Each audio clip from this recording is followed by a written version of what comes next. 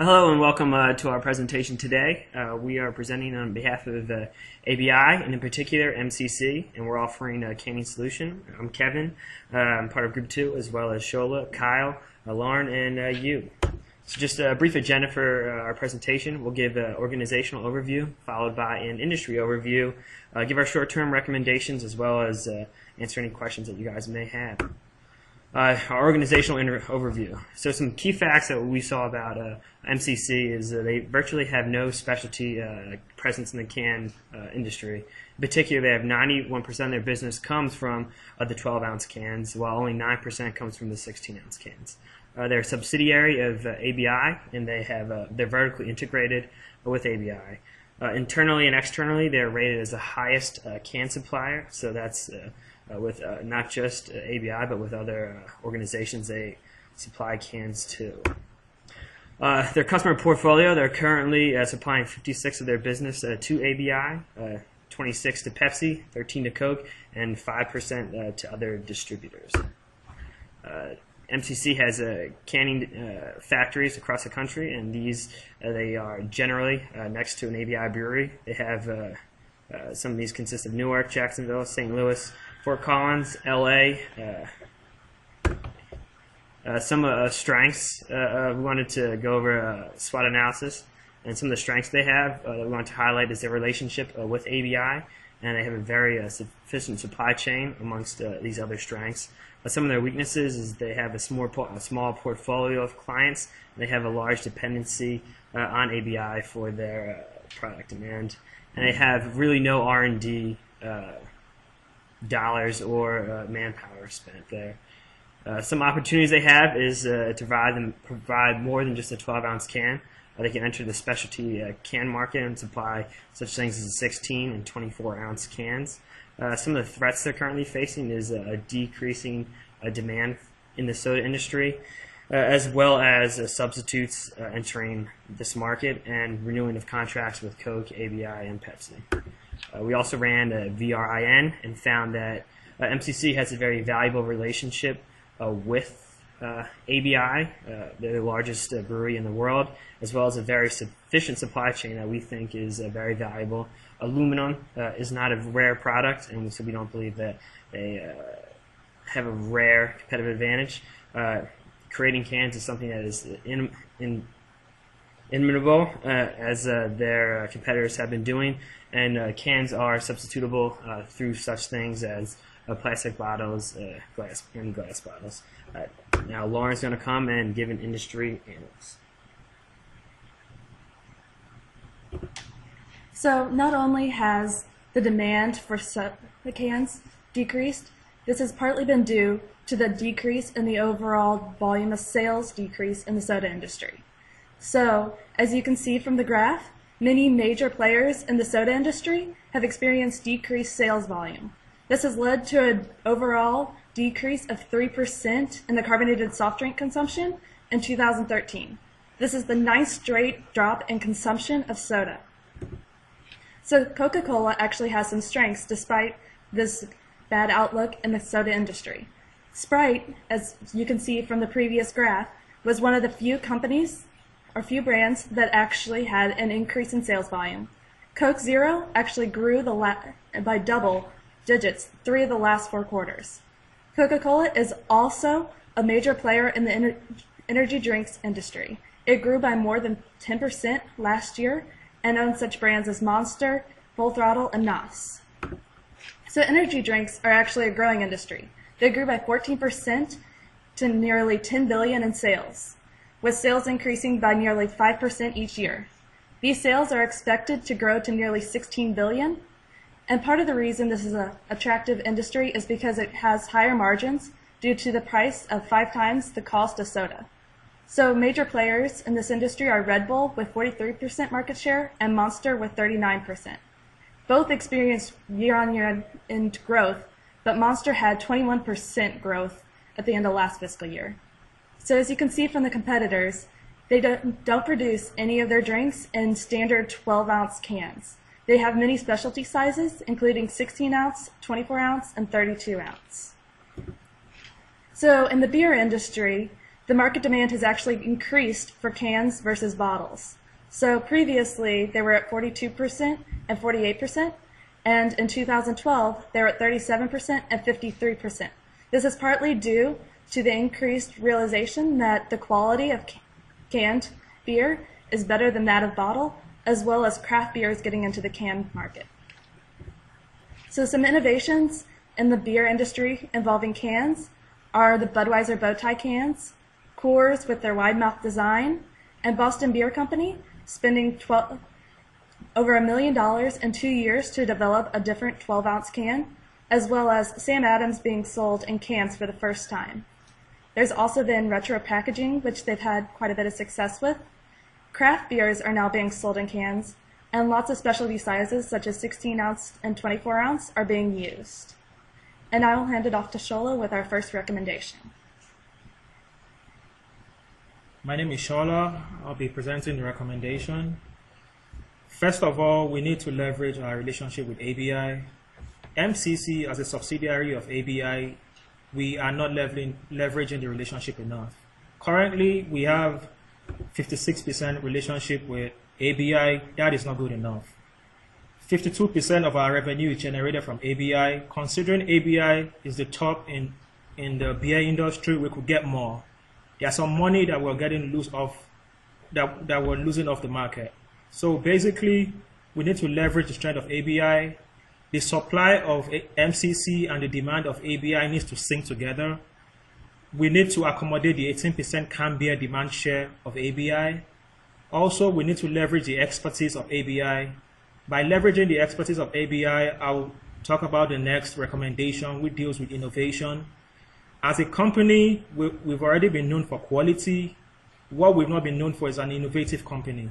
So basically, we could put some of the money we've put into quality, we could put that into innovation. We will create an innovative team with ABI and MCC, have a representative in the MCC and the ABI come together and work on innovation in creating 8-ounce cans, 16-ounce can, 24-ounce can. They're constantly working on innovation and on innovation of cans instead of us being conservative are just working on quality. The next recommendation, Kyle will talk about our next recommendation. Thanks, Shola. So our second recommendation kind of goes back to Shola's point. We need to look to innovate a little bit more. So to this point, MCC has been very reserved in diversifying their product line. It's extremely dependent on the 12-ounce can, with the soda industry losing its demand from soda suppliers.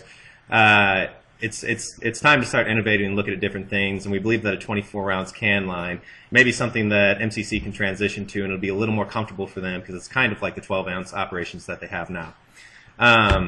So when you look at the advantages to having the 24-ounce can, the demand is increasing quite a bit. So over the past 6 years, it's almost doubled. The margin per can from a 12-ounce to 24 is almost a multiplier of 4.2. So you're doubling the size of the can and almost getting 4 times the profit. So there's a huge opportunity there.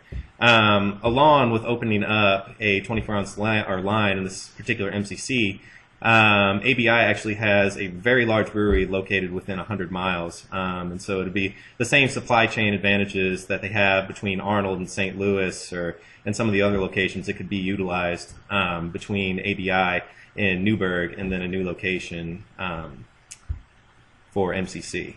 Also close is Baldwinsville, and their annual demand for 24-ounce cans is 250 million. My assumption was, and we never had information on it, was that a large part of this was from ABI's operations in the Northeast. We're going to assume that it would cut out some of those lines that the suppliers are having from Baldwinsville down to the ABI in the Northeast. Focusing on the 12-ounce production, we think could damage the company in the future. To this point, we really don't think there are any low-hanging fruits that we can really pick off. So optimizing operations, the marginal benefit to spending money to optimize a little more may not be that great. Along with that, when we were making our financial figures or our models, we wanted to have some assumptions that were a little more on the lower end of the sensitivity model. So we didn't want to have it based on like what the average or what the expected would be, but we wanted to go on the lower end to show that if things didn't work exactly how we projected, that we still may be able to get some profits from this. So we're going to assume that MCC can capture 30% of the Baldwinsville demand because of the low cost of operations. If MCC can copy what they do with the 12-ounce can, what they can with the 24-ounce can, we're going to assume that some of the demand in Baldwinsville can go to MCC. For the project, we're thinking that the downtime is going to be a year, so it'll take a year to shut down a 12-ounce line within this particular plant and then convert it over into a 24-ounce line. On top of that, we were also told that in the Northeast and MCC in general, if the projected demand isn't what it's expected to be, compression would be very achievable. So we're going to assume that this won't be a complete lost line, that a lot of this can be compressed over to other lines. So we're expecting a 500 million can loss on the 12-ounce. On top of that, we also wanted to assume that MCC could get a return on 5% on the cash that they would spend on this investment. Along with that, this 24-ounce line isn't going to be completely utilized at first. It's going to take time for MCC to establish relationships with ABI in that area, and there's going to be a startup time where like things may be slow at first, but it'll pick up. Along with that, we recognize that the 24-ounce can demand growing isn't going to last forever, so we're going to put a cap on it at around 5 years at 2%. Along with that, we're going to assume that if this project wasn't taken, that 12-ounce production on that line would have been 100% utilized. So when it comes to the total cost of the project, we were told to expect a $30 to $35 million cost to actually convert a line, so we kind of split it in the middle and went to $32 million.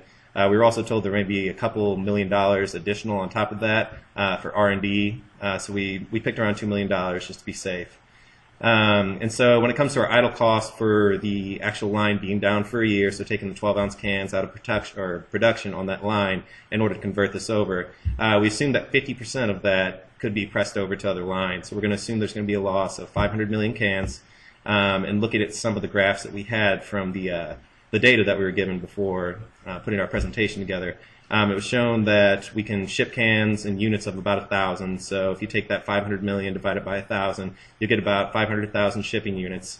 The transfer price for those units was $58, along with the manufacturing cost, and this is based off Columbus's figures, not St. Louis, because Columbus was a little higher. So in order to be safe, we just wanted to go with the higher cost to manufacture. So when you combine those two, we ended up with $221. And at this point, with MCC's operations, their margin that they have on their earnings before interest and tax is about 13%. So if we take those figures and multiply them together, our margin per shipping bundle on average, we figured would be about $28. So when you look at the total idle cost, it would be about $14 million for all those units at $28 a piece. And when you add that to the $34 million for the initial investment, it comes out to $48 million. So if we look at the projected returns in the short term, so after year one of the 24-ounce can being in operation, so not 1 year after the project has started, but 1 year after the line has actually been working. So when we're looking at the potential output, we wanted to figure what this line could potentially do. We were told that 500 million cans was as much as this line would possibly do. And adjusting for like random things like maintenance or weather events or anything that could come up that may stop a line for a couple days, we figured that'd be about 5%. So we're going to say about maximum output would be around 475 million. Initially, we're going to expect utilization to be around 30% on this line. So we're projecting that 142 million cans will be put off the line at first. So we're going to stick with the same units per bundle at 1,000. That'll give us 142,000 bundles. And if you take the margin factor, which was 4.2 for 24-ounce cans, and multiply it times the margins of a typical shipping unit for 12-ounce cans, we came up with a margin for a bundle at $120. So if you look at the margins excluding the investment cost, it's about 17 million. The typical returns for 2 years of 12-ounce cans would be about 28 million. So after you get that first year at $17 million in returns, after year one, you're still about $11.5 million in the hole. But looking forward and then adjusting for the future differences in between the profits from a 12-ounce line and a 24-ounce line, assuming that demand grows at that same rate for 5 years and then kind of plateaus, and then figuring out the present value of them, it's looking like the total project would be paid off for, and you would see better gains in the year 2023. So all the costs will be recouped. Everything that you would have gained from having a 12-ounce line will be recovered at this point. In the year 2023, you're starting to see more profits than you would have seen at that point with a 12-ounce can. Let's see here. And then for our next point, we're going to have Leo come up and talk about our third recommendation. Hi, I'm Leo. Our third recommendation would be to create a stronger relationship with Coke. And we found some interesting data. First, the soda represents 64% of U.S. can demand, and Coke has the highest soda demand share at 27%. And currently, MCC only supplies 11% of Coke's cans, ranked number 3. And of these 11% Coke's cans is only 13% of MCC's capacity. So, our recommendation would be to enhance the relationship with Coke and gain more contracts, because Coke is the number 1 soda company in US, and also because Coke is a significant player in the energy drink industry. And the second would be to convince Coke that the quality of the MCC cans is the best, and it can beat all the competitors in the market. And another thing is we have to ensure on-time delivery and minimize inventory. And the last would be to provide Coke with more different volume cans. And now Kevin's going to talk about Houston. Thank you, Leo. So for our final recommendation, we want to recommend to MCC to build a plant in Houston. And a lot of the assumptions that Kyle spoke about earlier, we also made for Houston. So right now we're currently assuming that MCC does not supply any cans to the Houston brewery. We want to assume the 2% growth rate for the 16-ounce and 24-ounce cans for 5 years, and not the 12-ounce, because they will be at capacity starting year 1. But there is room to grow. We won't be at 100% capacity for the 16 or the 24-ounce can, just because the demand won't be there at that time.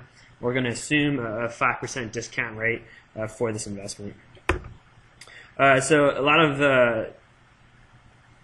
the financial data that Kyle spoke about, we also ran that data for our Houston recommendation, but in the means of time, we decided to just give a summary slide, and all this data can be found in our appendices in the slide deck that you guys will get. But the total cost to build this plant and have the 16, the 12, and the 24-ounce line will cost $102 million, and will take about 2 to 3 years to build. In our first year 1 cash flow, we would expect to capture 100% of that can demand to be around $50 million, which wouldn't cover our initial investment, but by year 3 we would have our first positive gain of almost $44 million. So within 3 years, we think we could recoup our initial investment on building this plant in Houston. And that will conclude our presentation. We want to thank you guys for being on this panel and judging our presentation. Hopefully you enjoyed it and learned a little bit about MCC. And again, we wanted to say thank you, and we appreciate your time.